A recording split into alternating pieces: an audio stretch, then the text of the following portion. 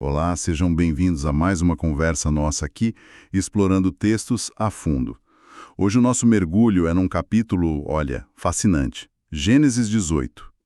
E para nos ajudar nessa análise, a gente está usando duas bíblias de estudo bem conceituadas, a Roman e a Nova Almeida Atualizada, a NAA. Então vamos lá desempacotar isso aqui. Gênesis 18. Tem de tudo um pouco, né?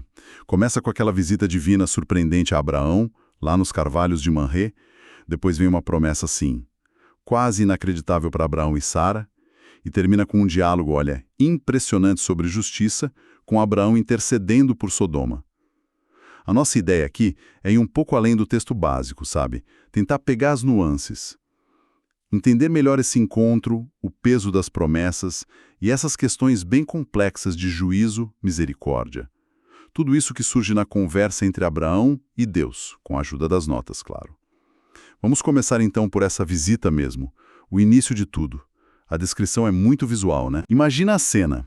Abraão tá lá sentado na entrada da tenda dele, no maior calor do dia, e de repente aparecem três homens. A reação do Abraão é notável, ele não fica parado, ele corre na direção deles, se curva até o chão, insiste para que fiquem. É uma prece em acolher, né?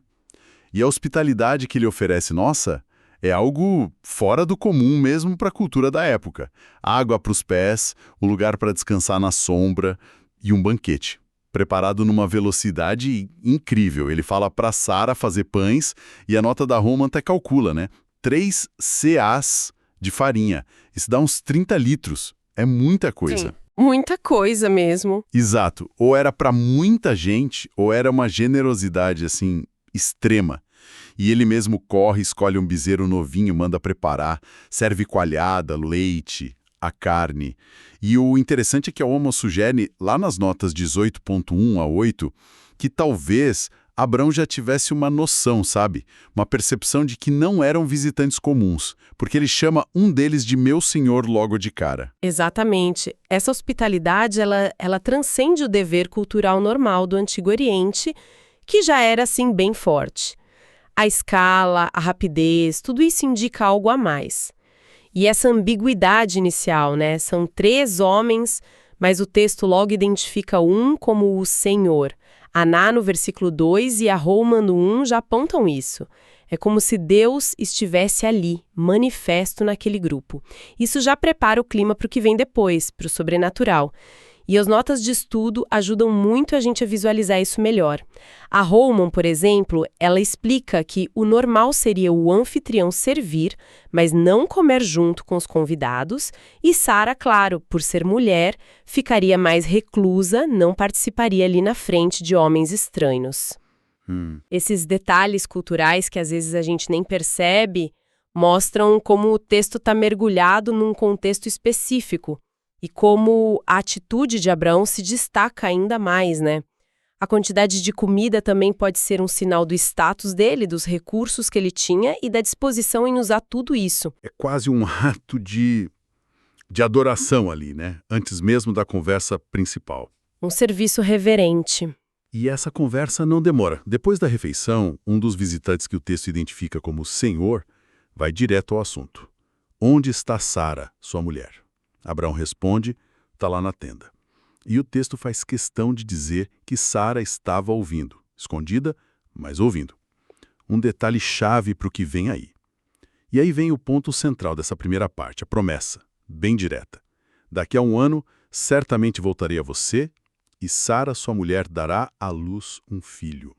E isso está na NAI 18:10. E tanto a Holman quanto a NAI, no versículo 11, fazem questão de frisar o problema, né? Abraão e Sara eram muito idosos. Sara já tinha passado, como diz o texto, o costume das mulheres, a menopausa. Era uma promessa que ia totalmente contra a biologia, a lógica humana. E a reação de Sara, nossa, é tão humana. Ela ri, mas por dentro, né? Um riso silencioso, de incredulidade mesmo. O texto até mostra o pensamento dela. Depois de velha, consumida, voltei ainda a prazer sexual e meu senhor também já está velho. É o que está na Aná 18.12. E aqui tem um ponto interessante para a gente pensar, sabe? As notas, tanto da Roma quanto da Ná, exploram muito essa reação. Não é só um riso de "ai, que surpresa", é um riso que vem de uma vida inteira de esterilidade, da sensação de que o corpo dela já tinha morrido para essa possibilidade. É verdade. É o peso de toda uma história batendo de frente com essa promessa que soa impossível. Dá até para contrastar, né? O riso interno e cético de Sara com a fé ativa, externa, do Abraão que correu, se prostrou. Talvez mostre que fé e dúvida podem morar juntas, sabe? Na mesma família, adiante da mesma promessa. O riso dela reflete esse abismo entre a limitação humana, que ela sentia na pele, e o poder de Deus que estava sendo anunciado ali. É um riso com história, talvez até com um pouco de amargura.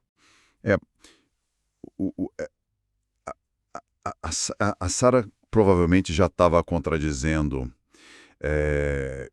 de alguma maneira contradizendo consigo mesma, a própria fé dela, a própria história da família dela. E aí tem uma coisa que é a limitação do espírito humano e a boa notícia, a promessa de Deus, que sempre estão confrontados. Até porque, de novo, eles têm fé, mas eles têm dúvida. E essa reação, mesmo interna, não passa batida. O Senhor percebe e confronta Abraão. Por que Sara riu? E aí vem aquela pergunta que ecoa, né? Haveria alguma coisa demasiadamente difícil para o Senhor? Está lá na Naá 18.14. É uma afirmação forte do poder de Deus, diante da nossa dúvida. Sara, ouvindo isso, fica com medo e tenta negar. Não, eu não ri. Mas a resposta divina é firme. Não é verdade, você riu sim, Naá 18.15. Como é que as fontes veem essa confrontação? É uma bronca? Olha, as notas indicam que não é bem uma repreensão para punir, sabe? É mais um momento de ensino, de reafirmação.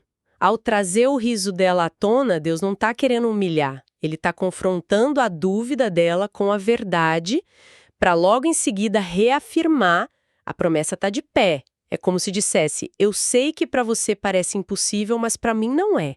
Aquela pergunta retórica: haveria algo difícil demais para Deus? Serve justamente para mudar o foco, tira da incapacidade humana e põe na capacidade divina. Faz sentido. É um convite para Sara e para Abraão também ajustarem a perspectiva. A Roma talvez dê mais ênfase na necessidade da fé ali, enquanto a NAA pode focar mais na soberania de Deus que age apesar da dúvida. Mas as duas Bíblias apontam para a seriedade da promessa. É para levar a sério, mesmo parecendo absurda. Essa tensão, né? Aham. A promessa e a realidade humana. Ela fica ali no ar. Mas a cena muda rápido. Os visitantes se levantam e o foco sai da promessa pessoal para Abraão e Sara e vai para o juízo que está vindo sobre Sodoma. Abraão, mantendo a postura de anfitrião exemplar, acompanha eles por um pedaço do caminho. Um gesto de honra, né? E nesse momento o texto nos dá uma coisa rara, uma olhada no pensamento de Deus, uma deliberação interna. O Senhor pergunta para si mesmo: será que eu vou esconder de Abraão o que eu estou para fazer? Isso está em Gênesis 18:17. A resposta óbvia é não. Mas por quê? Por que contar para Abraão sobre o plano de investigar e talvez destruir Sodoma e Gomorra? O próprio texto explica. Abraão vai ser o pai de uma grande nação. Por meio dele todas as nações serão abençoadas. E o ponto crucial, Deus o escolheu para que ordene a seus filhos e a sua casa depois dele, a fim de que guardem o caminho do Senhor, praticando a justiça e o juízo. Gênesis 18:19. Exato. Se a gente conecta isso com o plano geral, essa revelação não é por acaso. Como as notas da Holman e da Naya indicam, compartilhar esse plano faz parte da formação de Abraão e dos descendentes dele.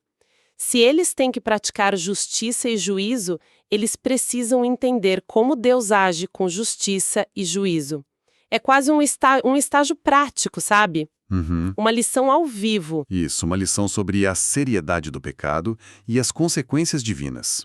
Revelar o plano sobre Sodoma é um jeito de ensinar a Abraão o caminho do Senhor. E tem mais um detalhe importante: a decisão de Deus de investigar antes de agir. A nota da Naya, no versículo 21, destaca bem a frase: descerei e verei se, de fato, o que tem praticado corresponde a esse clamor que veio até mim. E se não, sabê-lo-ei. Isso mostra um Deus que não age no impulso, baseado em rumores, sabe? Ele verifica os fatos. É um modelo de justiça cuidadosa, né? Sim, contrapõe aquela imagem de um juiz só irado. É um ponto teológico bem relevante que as Bíblias de estudo ajudam a gente a notar. E qual era exatamente o problema lá em Sodoma e Gomorra?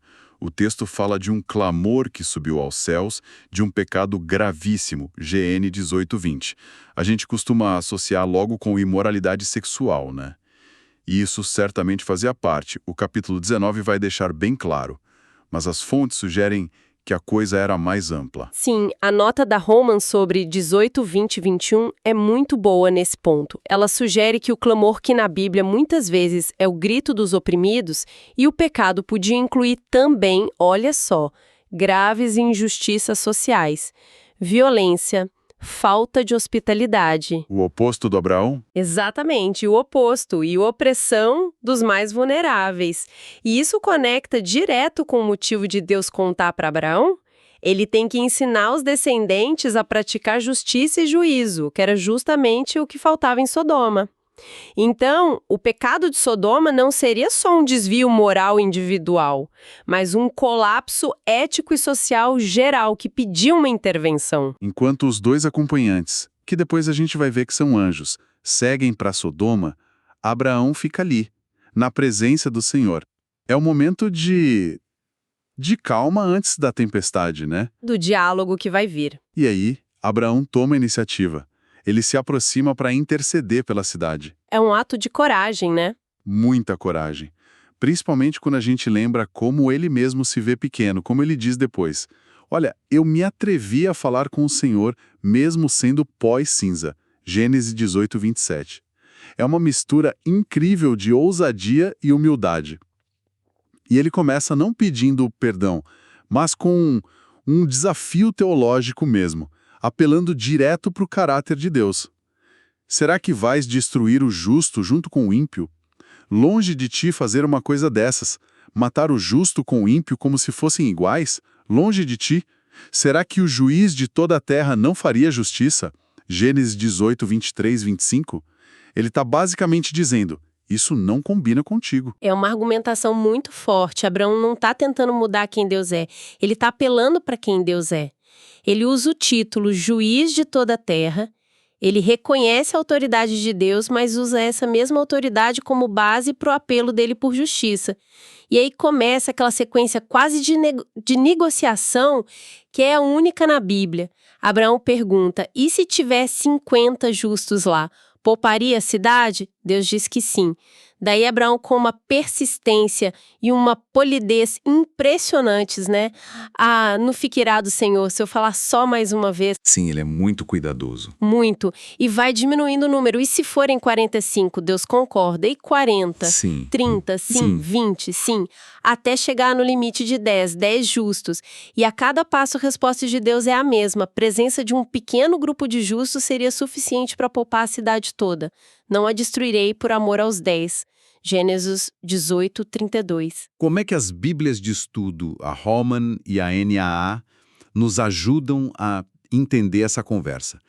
É uma barganha? Abraão está tentando, sei lá, manipular Deus? Não, as notas das duas fontes concordam que não é uma barganha tipo de mercado, sabe? Abraão está, na verdade, explorando os limites da misericórdia de Deus, mas dentro da estrutura da justiça dele.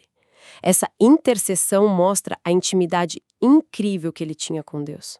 Ele se sentia à vontade para dialogar, para questionar, para pedir. É verdade. É um testemunho do tipo de relacionamento que Deus queria com ele.